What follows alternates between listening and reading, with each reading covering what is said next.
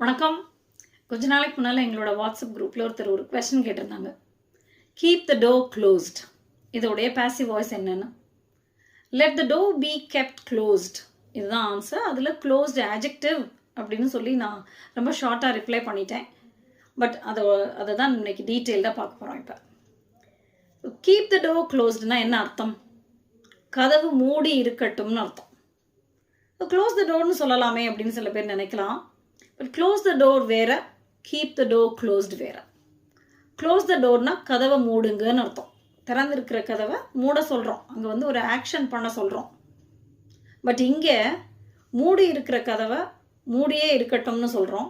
இல்லை திறந்திருந்தா கூட மூடியே வச்சுருங்க, திறந்துடாதீங்க அப்படின்னு அர்த்தம் எடுத்துக்கலாம்.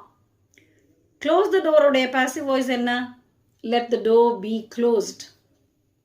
கீப் த டோர் க்ளோஸ்டோட passive voice let the door be kept closed. So closedக்கு நம்ம be closedன்னு சொல்கிற மாதிரி அங்கே closed past participle verb. But இங்கே keep the door closedலையும் let the door be kept closedலையும் ரெண்டு சென்டென்சஸ்லையுமே closed adjectiveஆக இருக்குது. நிறைய நேரங்களில் லேர்னர்ஸ்க்கு இது ஒரு குழப்பம். ED ஃபார்மை பார்த்த உடனே அது past tenseன்னு நினைப்பாங்க. past participleன்னு நினச்சா கூட அது வேர்பா adjectiveஆலாம் தெரியாமல் இருக்கும். ஸோ நீங்கள் அது ஒரு ஆக்ஷனா ஸ்டேட்டாங்கிறதெல்லாம் பார்க்கணும். ஆக்ஷனாக இருக்கும்போது வேர்பாகவும், ஸ்டேட்டாக இருக்கும்போது அது அட்ஜெக்டிவாகவும் இருக்கும். ஓகே.